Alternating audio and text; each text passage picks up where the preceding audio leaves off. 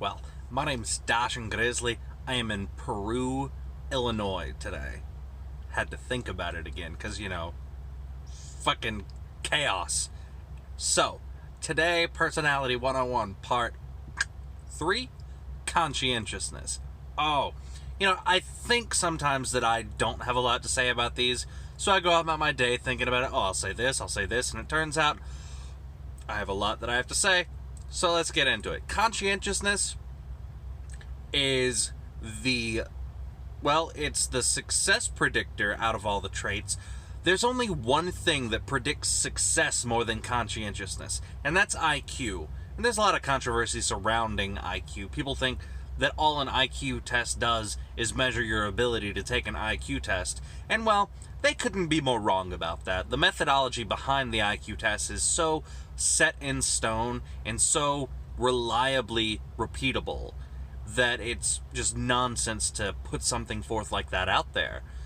Nonetheless, I understand where the criticism comes from or why they want it to be true. Sometimes people figure out their IQ isn't as high as they would like it to be. Conscientiousness, however, is hard to predict methodologically. The only way we know if somebody's conscientious is if they self-report it or if somebody they knows reports it about them. Otherwise, there are all kinds of things we've tried to do. Conscientiousness is the kind of thing that somebody would exhibit if they are trustworthy, if they are reliable, if they have integrity, if they're a hard worker, if they have attention to detail, if they are focused on productivity, if they are the kind of person who you would want to be in a managerial position. That's the kind of person that shows conscientiousness in the higher realms, in the 80th percentile or higher. You want somebody who's gonna be oriented towards setting goals and accomplishing them and doing it with the kind of precision, accuracy, and determination that is going to get shit done. On the flip side, somebody who's not conscientious isn't really a hard worker, doesn't see to rules being followed, doesn't like authority, doesn't like routine, doesn't adhere to a schedule. And there are certain times when you think, well, why isn't everybody conscientious? And it turns out it's kind of a first world characteristic, because there are times when you shouldn't be conscientious. And if things aren't stable, that's a time. If something happens to where your saving up of resources will not get you any results, being conscientious isn't good. If there's a food scarcity and all your option is to get what you can get while you can get it, conscientiousness isn't going to suit you. And probably even if you are conscientious, you won't go about acting conscientious. So, or hyperinflation, for example. If you accrue a lot of worth, but something happens to where they print far too much money for the money you've accrued to be worth anything, well, your conscientiousness didn't do you any good.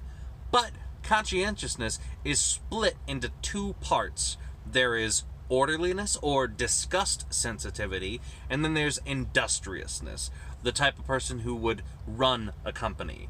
So those particular things out there, conscientiousness in general understood, here's where I fall on it.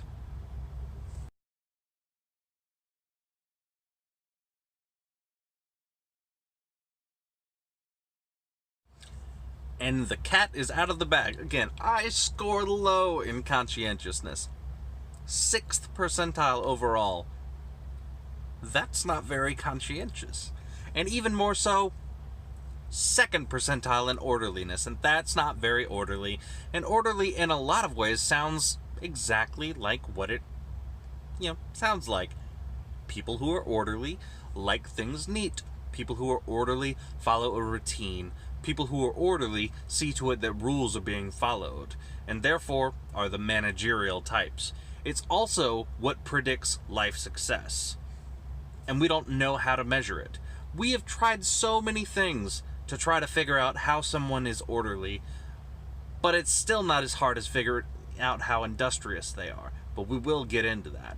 Conscientiousness in a lot of ways is a mystery methodologically in the lab. No idea how to figure out where it comes from, what it is, how to increase it within people other than them getting older, because getting older is just something that naturally happens, and along with that, the increase in somebody's conscientiousness comes forth. Maybe because they come to terms with their own mortality and start to plan accordingly for it and trying to accrue more wealth. Whatever the case is, we don't know how to measure it in any reliable degree. And it's fascinating because of that. Orderly people, most importantly, have disgust sensitivity. And it is impossible, and I mean impossible, to overstate the importance of this. This is Jonathan Haidt's work. He discovered that orderliness fractionates into disgust sensitivity. The implications are unbelievable. Now, you may think that somebody's really prejudiced or bigoted or xenophobic because they don't like something like closed borders, for example. But really, that's just an extension of disgust sensitivity. Now, something we might not like to hear is the fact that, and it's an impossible assumption to make without having the data to back you up. You would never think that these things follow. But it's a 0.42 correlation. That's not statistically insignificant between the amount of prevalent parasites and infectious diseases in a region. Draws a straight line, causal as correlations can be, to authoritative governments. Authoritarian individuals that have a population that is infected with diseases and parasites, straight line to authoritarianism. And nobody would ever think the way to get authoritarian governments out of the picture entirely is public health programs. That's... I can't understate the importance of something like that. So when we look at somebody and say, oh, they're bigoted, they don't want the Mexicans in, it's like, well, no. Well, let me change that.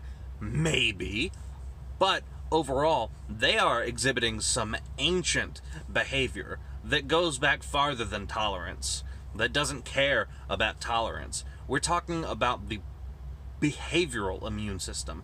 You think of immune system as a biological entity, and it is, but the behavioral systems that control whether or not we get sick are involuntary, and they seem to be ancient. Why do you make this face? Well, you flare your nostrils, but even more so, the orifices around your nasal passage constrict. You purse your lips. Seems to be involuntary. It's natural. Why wouldn't you do that if you see something gross or disgusting that causes you revulsion? Well, it's a behavior, and it stops you from getting sick. You may see xenophobia as xenophobia, or, fear of the stranger or the other or whatever, but consider the fact that our history shows that you introduce people to things for which they have no immunity, and you can get wiped out. That's what happened to the Native Americans. And the Native Americans got a whole boatload. Well, that's fitting. A whole boatload of diseases from us. And all we really got from them is syphilis, so it wasn't exactly a fair trade. Not 90% of us got wiped out. Europeans didn't exactly, get off bad in that deal. So thinking about that, when somebody likes clear defined borders like orderly, disgust sensitive people do, there's a benefit to be gained from it, and it's not inconsequential. And it's something really worth considering when we're looking at people who want closed borders. Because to automatically assume, without any real thought, that there is no reason for that is really blind. The orderliness trait is something that says so much about people, so much about history, so much about how we avoided diseases before we even knew what disease was. When we saw somebody get sick and diarrhea themselves to death, we assumed it was a curse or some dumb shit like that.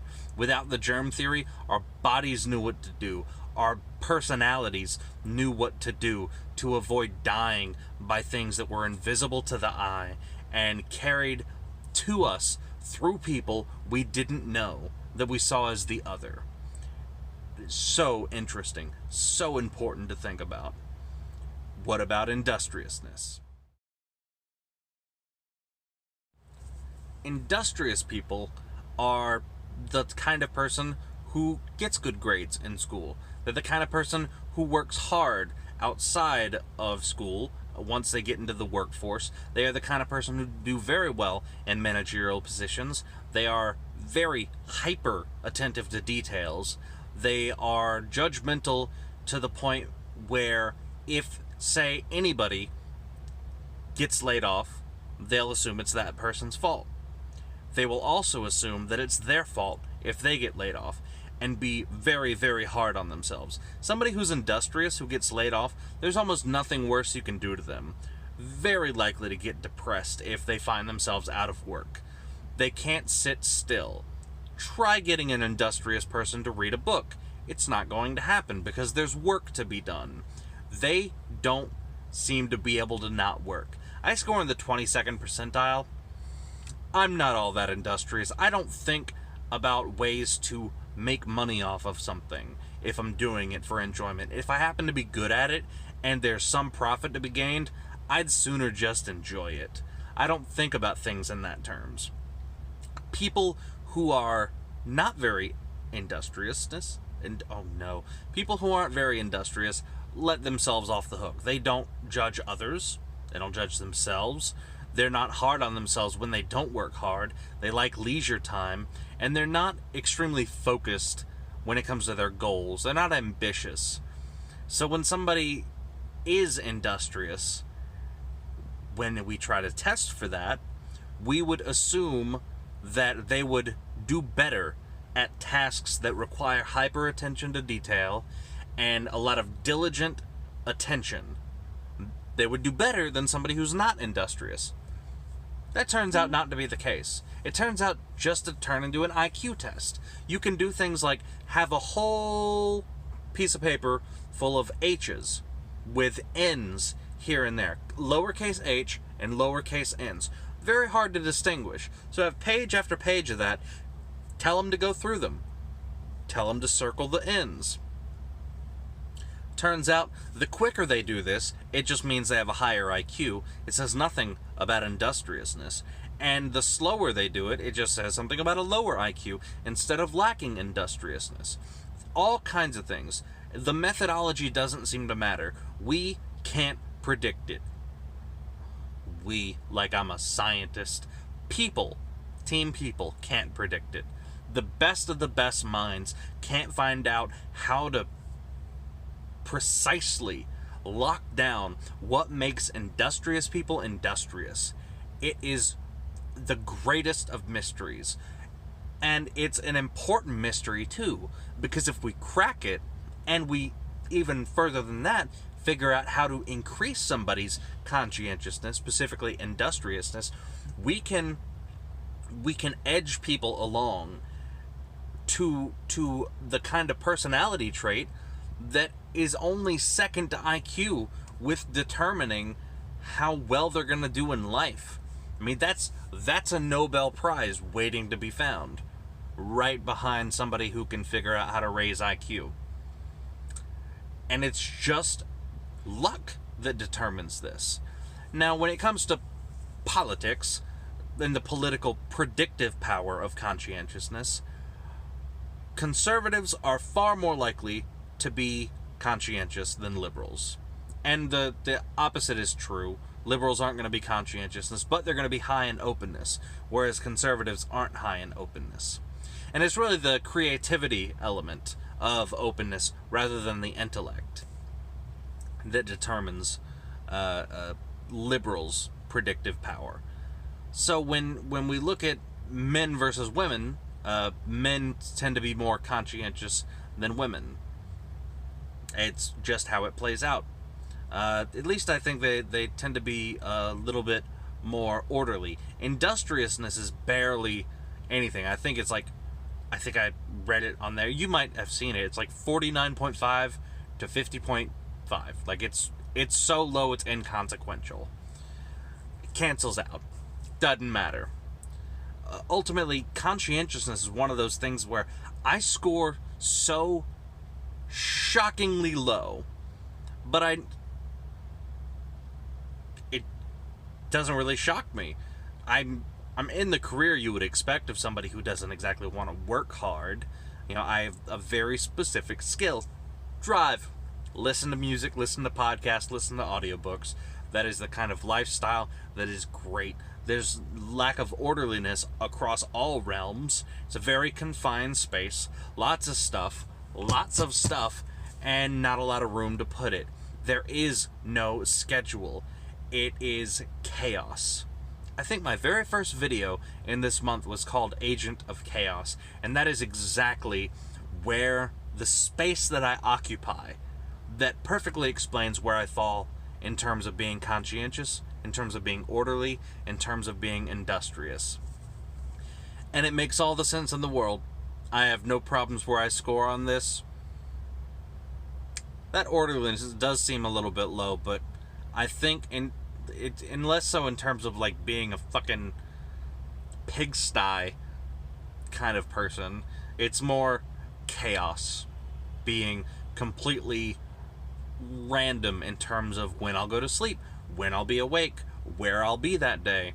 So yeah, it's a little bit of a mixed bag that I'm picking and choosing from, determining where I am on the orderliness scale. But hey, 22nd percentile for industriousness, 2nd percentile for orderliness, and 6th percentile for conscientiousness overall. It's kind of a funky little combination there. Oh well. Understand yourself, I guess. My name's Dash and Grizzly.